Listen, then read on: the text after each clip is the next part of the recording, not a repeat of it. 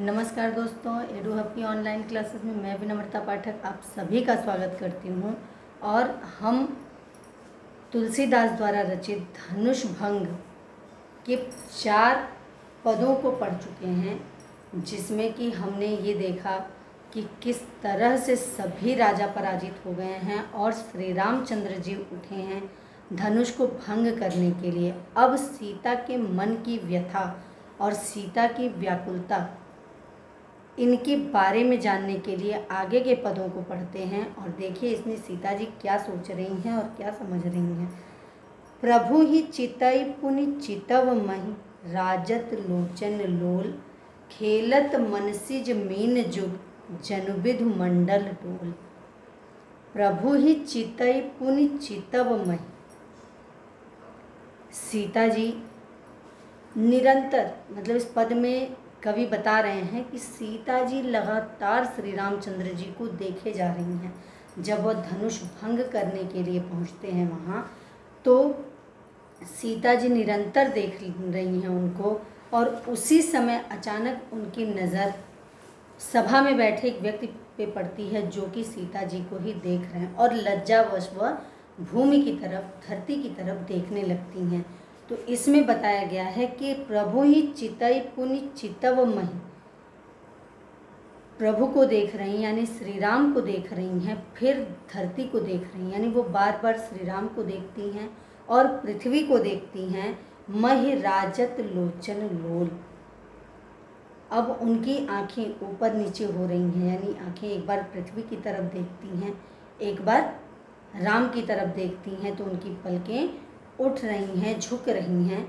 खेलत मनसिज मीन जुग, जन विधु मंडल डोल, ऐसा प्रतीत होता है, यानी उनकी आंखें जो ऊपर नीचे हो रही हैं उससे ऐसा प्रतीत होता है बच्चों कि उनके जो चंचल नेत्र हैं, उनकी जो आंखें हैं, जो उनके चंचल नेत्र हैं, मानो चंद्र मंडल रूपी डोल रहे हों। जैसे कामदेव की 2 मछलियाँ क्रीड़ाएँ कर रही हैं चंद्र मंडल रूपी पे, कामदेव की 2 मछलियाँ हैं और जो कि उसी जल में क्रीड़ा कर रही हैं, उसी प्रकार उनकी आंखें हैं। एक बार झुकती हैं, ऊपर देखती हैं, झुकती हैं, ऊपर देखती हैं, यानी एक बार वो पृथ्वी को देख रही हैं, एक बार वो श्री राम को देख रही हैं। तो उनकी आंखें जो घूम रही हैं, जो ऊपर नीचे हो रही हैं, उसको कामदेव की मछलियों के समान बताया गया है कि कामदेव की मछलियाँ जो हैं चंद्रमंडल रूपी डोल में कामदेव की मछलियाँ क्रीड़ा कर रही हैं। आगे क्या है बच्चों, गिरा अनिल मुख पंकज रोकी, प्रगटन लाज निशा अवलोकी, लोचन जल रह लोचन कोना, जैसे परम कृपन कर सोना, सकुची व्याकुलता बढ़ जानी, धर धीरज प्रतीति उरानी, तनमन बचन मोर पनु साचा, रघुपति पद सरोज चितुराचा, तो भगवान सकल उर्वासी, करिहि मोहि रघुबर कै दासी, जेहिके जेहि पर सत्य सनेहु, जेहिके जेहि पर सत्य सनेहु, सो तिह मिलै न कछु संदेहु, प्रभु तन चितई प्रेम तन ठाना, कृपा निधान राम सब जाना, सियहि बिलोक तकेउ धनु कैसे, चितव गरुड़ लहु ब्यालहि जैसे। सीता जी के मन में बड़ी व्याकुलता है, बहुत सारे प्रश्न उठ रहे हैं उनको, उनकी जो असमर्थता है वो व्यक्त करते नहीं बन रही है। क्या कह रहे हैं, गिरा अनिल मुख पंकज रोकी, यानी जो उनके जिस प्रकार रात को खिले हुए कमल में भौरा गिर जाता है, कह रहा है गिरा अनिल मुख पंकज रोकी, पंकज का मतलब है कमल, अनिल भौरा जो उसमें गिर जाता है, तो रात्रि को वो लज्जावश निकलता नहीं है, उसी में चुप बैठा रहता है कि सुबह होगी तब वह गुनगुनाएगा या वह भ्रमर करेगा। तो गिरा अनिल मुख पंकज रोकी, वह अपने मुख को रोके रहता है और उसी में बैठा रहता है। प्रगटन लाज निशा अवलोकी, रात्रि के कारण वह अपनी लाज को प्रकट नहीं करता है, वह दिखाता नहीं है। उसी प्रकार सीता जी बिल्कुल व्याकुल हैं, वह हृदय में श्री राम को चाहती हैं, वह चाहती हैं कि धनुष श्री राम तोड़ दें, लेकिन वह उस बात को बोल नहीं पा रही हैं, बता नहीं पा रही हैं। लोचन जल रह लोचन कोना। जिस प्रकार पंकज यानी कमल में भंवरा दबा रहता है, बैठा रहता है और लाज के मारे वो निकलता नहीं है कि रात्रि का समय भंवरा गुनगुनाएगा तो पता चल जाएगा और वो सुबह का इंतज़ार करता है, उसी प्रकार सीता जी की आँखों के कोने में आंसू रुके हुए हैं। वह उन्हें गिरने नहीं दे रही, आँखों के कोने में आंसू रुके हुए हैं। जिस प्रकार महाकंजूस का जो धन है, सोना है, वह घर के किसी कोने में गड़ा रहता है, उसी प्रकार सीता जी के आंसू उनकी आंखों में रुके हुए हैं। सकुची व्याकुलता बड़ी जानी, धर धीरज प्रतीति उर आनी। यानी वह संकोच बस अत्यंत मौन होकर कमल में बैठी रहती, यानी जिस प्रकार वह भंवरा कमल में बैठा रहता है, बड़े संकोच से बैठा रहता है, उसका मन बेचैन हो उठता है, लेकिन वह बाहर आने में प्रातःकाल का इंतजार करता है, बाहर नहीं आता। उसका मन इसी प्रकार, उसका मन अत्यंत भावुक है। किसका? सीता जी का। भंवरे के समान सीता जी का भी मन अत्यंत व्याकुल है। उनकी आंखों में जो आंसू है वह बाहर नहीं आते हैं और सीता जी की आंसू जो आंखों के कोनों में ऐसे समाये हुए हैं जैसे महाकंजूस का सोना घर के किसी कोने में गड़ा रहता है। सीता जी अत्यंत विचलित हो रही हैं, यानी उनकी बेचैन, जब उन्हें अपनी इस व्याकुलता का बोध हुआ, यानी जब वो ये समझ गईं, पंक्ति में क्या लिखा है बच्चों कि सकुची व्याकुलता बढ़ी जानी, जब उन्हें यह बोध हुआ कि सभी उनकी तरफ देख रहे हैं, मैं बहुत ज़्यादा व्याकुल हूँ, अपनी इस व्याकुलता का जब उन्हें बोध हुआ तो धर धीरज प्रतीति उरियानी, अपने हृदय में धीरज रखकर धीरज धरती हैं और यह प्रयास करती हैं, यह सोचती हैं कि धैर्य मन में विश्वास लाई कि हे, अगर मैंने मन क्रम वचन किसी भी तरह से, मन से, कर्म से, वचन से अगर श्री राम को चाहा है तो वही इस धनुष को भंग करेंगे और मैं उनको प्राप्त होंगी। अर्थात वो क्या कहना चाह रही हैं कि अपने बड़े संकोच से अपने मन की व्याकुलता को छुपाना चाह रही हैं। सभा में बैठे सभी लोगों से अपने मन की व्याकुलता को छुपा रही हैं और तन मन वचन मोरपन साचा, अगर तन से, मन से, वचन से मेरा प्रण सच्चा है कि मैंने श्री राम को ही चाहा है तो रघुपति पद सरोज चितुराचा, तो श्री राम के चरण कमलों में मेरे चित्त को आश्रय मिले। वास्तव में अगर मेरा अनुरक्त है, मेरा प्रेम है तो उनके ही चरणों में मुझे आश्रय प्राप्त हो। तो भगवान सकल उर्वासी सो करे ही मोहि रघुवर के दासी। हे भगवान, अगर मेरे हृदय में जरा सा भी श्री राम के लिए जगह है तो मुझे हमेशा के लिए उनकी दासी बनाइएगा, यानी मैं रघुवीर की ही दासी बनना चाहूँगी। जेहि के जेहि पर सत्य स्नेह, जिसका जिस पर सच्चा स्नेह है, यानी अगर मेरा सच्चा स्नेह है तो सो तेह मिलय न कछु संदेह। यदि किसी का किसी के प्रति सच्चा प्रेम होता है तो वह उसे अवश्य प्राप्त होता है, इसमें कोई भी संदेह नहीं है। सीता जी क्या कह रही हैं कि अगर मेरे हृदय में थोड़ा सा भी प्रेम श्री राम के प्रति है तो हे प्रभु, मुझे श्री राम की दासी बनाना।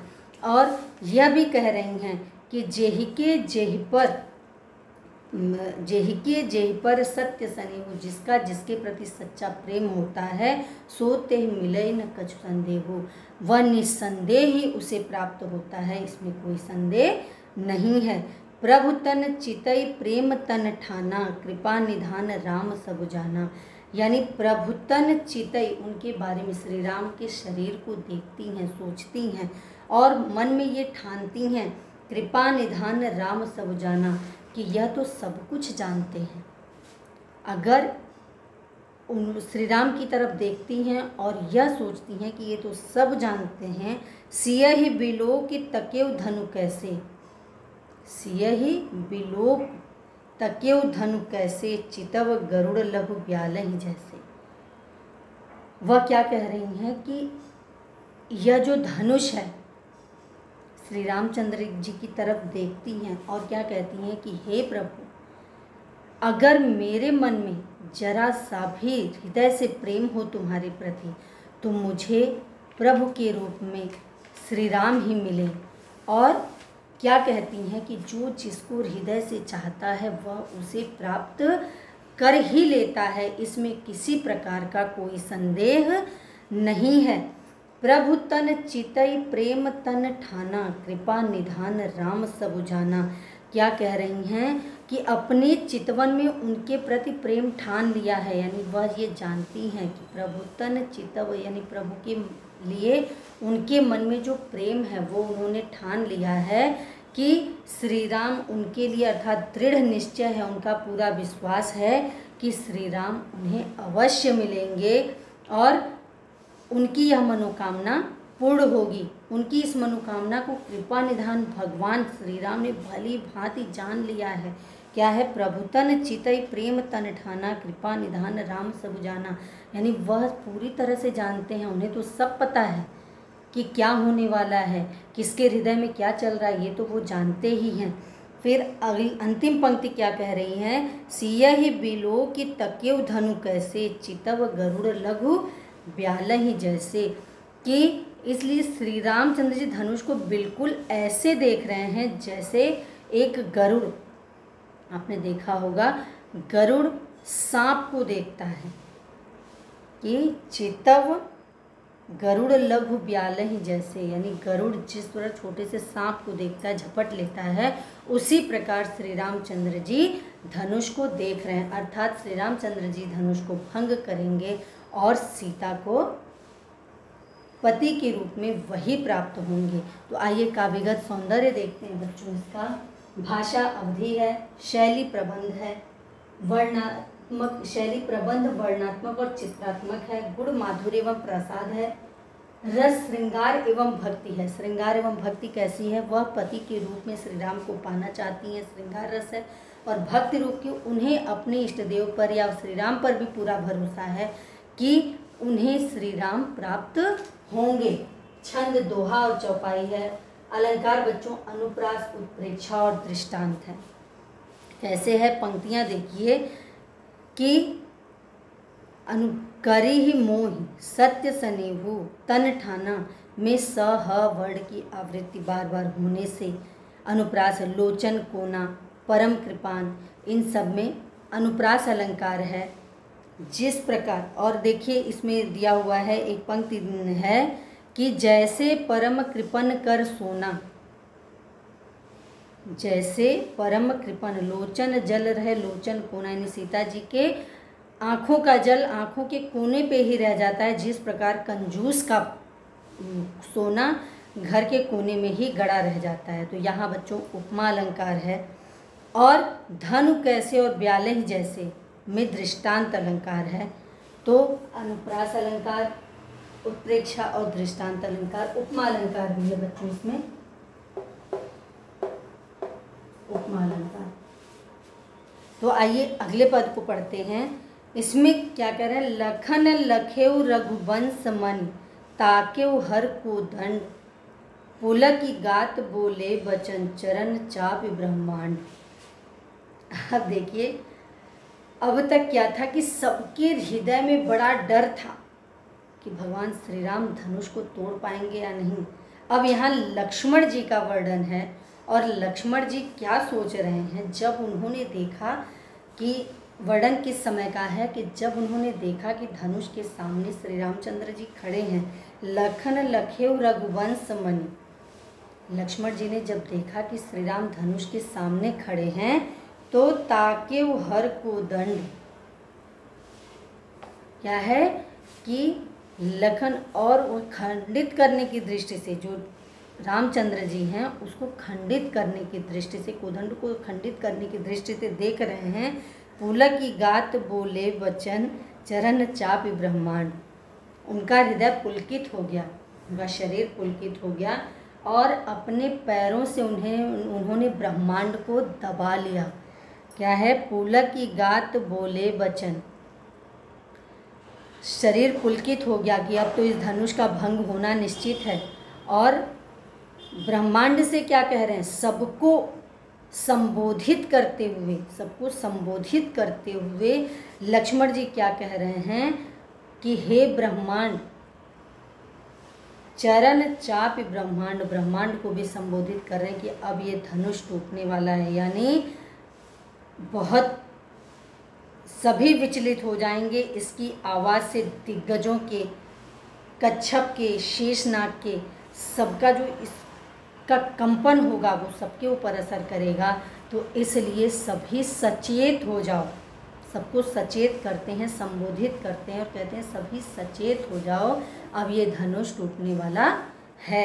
आगे देखिए, दिस कुंजरहु कमठ अहि कोला, धरहु धरनि धरि धीर न डोला, राम चहहि शंकर धनु तोरा, हो सजग सुनि आयस मोरा, चाप समीप राम जब आए, नर नारिन सुर सुकृत मनाए, सब कर संसव अरु अज्ञानु, मंद महीपन कर अभिमानु, भृगुपति केरि गर्भ गरुआई, सुर मुनि बरन केरि कदराई, सिय कर सोचु जनक पछतावा, रानिन कर दारुण दुख दावा, शंभु चाप बड़ बोहित पाई, चढ़े जाई सब संग बनाई, राम बाहुबल सिंधु अपारू, चहत पारु नहीं को कड़हारू। अब देखिए बच्चों, इसमें क्या कह रहे हैं, लक्ष्मण जी ने सबको संबोधित कर दिया, सचेत कर दिया है कि अब ये धनुष टूटने वाला है। अपने पैरों से ब्रह्मांड को दबा लिया है कि कोई विचलित न होने पाए। और क्या कह रहे हैं, दिसि कुंजरहु कमठ अहि कोला, हे कच्छप, हे शेषनाग, हे, सबको संबोधित कर रहे हैं और कह रहे हैं दसों दिशाओं को, दिसि कुंजरहु कमठ अहि कोला, धरु धरनी, यानी सभी धैर्य धारण कर लो, सभी धीरज धर लो, किसी का धैर्य डगमगाना नहीं चाहिए। राम चहई शंकर धनु तोड़ा, इस शिव जी के धनुष को राम तोड़ना चाहते हैं। हो सजग सुनो आयस मोरा, मेरी आज्ञा को सुनो और सभी सचेत हो जाओ। चाप समीप राम जब आए, धनुष के पास जब श्री रामचंद्र जी आए, नर नारिन सुर सुकृत मनाए, सभी नर नारी, सभी लोग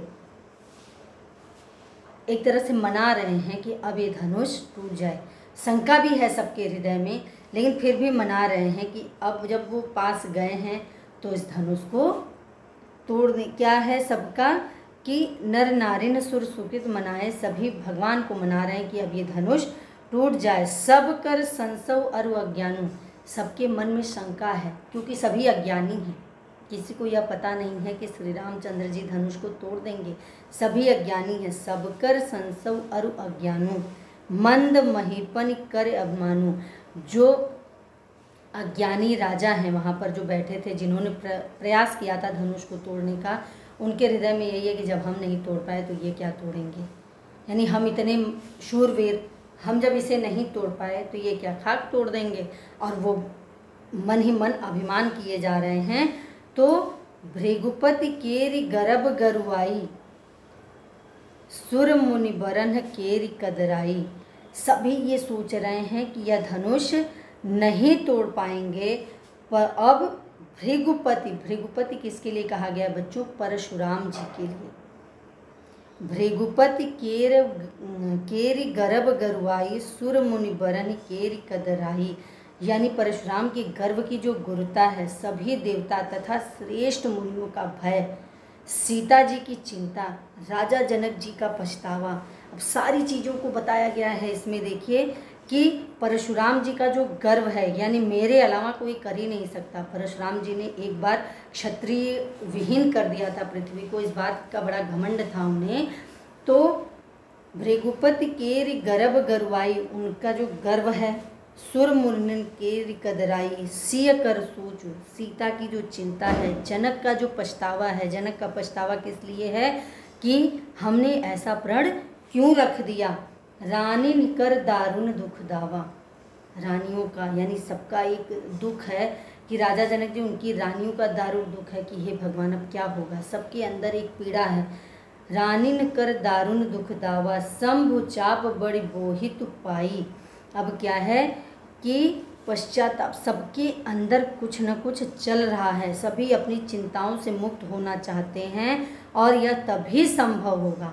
कैसे कि शंभु चाप बड़ बोहित पाई, कि शिव धन, जब ये शिव का धनुष श्री राम द्वारा तोड़ा जाएगा। शंभु चाप बड़ बोहित पाई, चढ़े जाय सब संग बनाई। यानी श्री राम, यदि श्री राम इसको तोड़ दें तो श्री राम के अनंत बाहुबल को हम जान लें, यानी उनको हम ये पहचान लें कि हाँ ये बहुत बड़े बलवान हैं, बहुत जानने वाले हैं, बहुत शक्तिशाली हैं। परंतु इनके पास क्या है? चढ़े जाय सब संग बनाई, राम बाहुबल सिंधु अपारू। राम का जो बाहुबल है यह समुद्र की भांति। अब देखिए उनको कैसे, परंतु इनके पास भी भले अपार समुद्र, यानी इस राम का जो बाहुबल है वह अपार समुद्र है, लेकिन उसको पार उतरने के लिए इनके पास कोई केवट नहीं है। पार कैसे उतरेंगे? राम बाहुबल सिंधु अपारू, चहत पार नहीं कूकड़ हारू। कोई ऐसा नहीं है जो इन्हें पार उतार सके, इनके बाहुबल को बता सके। यहाँ पे सभी क्या सोच रहे हैं? सभी चिंतित हैं, सभी के हृदय में कुछ न कुछ बातें हैं, लेकिन क्या कह रहे हैं कि हो सकता है श्री राम के अंदर इतना साहस हो, इतनी शक्ति हो, इतना पराक्रम हो कि वो इस धनुष को तोड़ दें। लेकिन इनको बताए कौन कि तुम ये कर सकते हो? जिस प्रकार समुद्र अथाह होता है उसी प्रकार समुद्र को पार कराने के लिए कोई केवट नहीं होता। उसी प्रकार हे भगवान श्री राम हो सकता है बहुत पराक्रमी हो, बहुत बलशाली, उनकी भुजाएं बहुत बलवान हैं, लेकिन इनको बताए कौन? क्योंकि ये देखने में तो सुकुमार लग रहे हैं, तो इनको कौन बताए कि तुम बहुत बलशाली हो, तुम इस धनुष को तोड़ सकते हो। यानी सबके हृदय में एक प्रकार की चिंता बसी हुई है, सबको इस बात की पीड़ा है कि यह इनको कौन बताए। बच्चों आइए इस पद के काव्यगत सौंदर्य को देखते हैं। भाषा अवधि है, शैली प्रबंध है, गुण ओज और प्रसाद है। ओज और प्रसाद गुण है, रस वीर और शांत है। वीर शांत कैसे है कि रामचंद्र जी बिल्कुल शांत प्रिय होके खड़े हैं वहाँ पर, और लोगों के मन में भी बहुत सारी भावनाएं हैं लेकिन शांत हैं। वीर रस कहाँ दिखाया गया? जहाँ लक्ष्मण ने ये कहा कि अब श्री रामचंद्र जी इस धनुष को तोड़ देंगे, यानी वीरता का प्रदर्शन उन्होंने किया है। छंद दोहा और चौपाई है, शब्द शक्ति अभिधा लक्षणा है, अलंकार अनुप्रास और रूपक है। किन किन पंक्तियों में अनुप्रास और रूपक अलंकार है बच्चों? देखिए अनुप्रास अलंकार आपका है धरव धरनी सजग सुनि नर नारिन, ये जो है इसमें अनुप्रास अलंकार है। रूपक अलंकार आपका उपमा अलंकार है, शंभु चाप बड़ बोहित पाई, इसमें उपमा अलंकार है। राम बाहुबल सिंधु नायक, इसमें रूपक अलंकार है। तो शंभु चाप बड़ बोहित पाई में उपमा अलंकार है, और राम बाहुबल सिंधु अपारू में रूपक अलंकार है।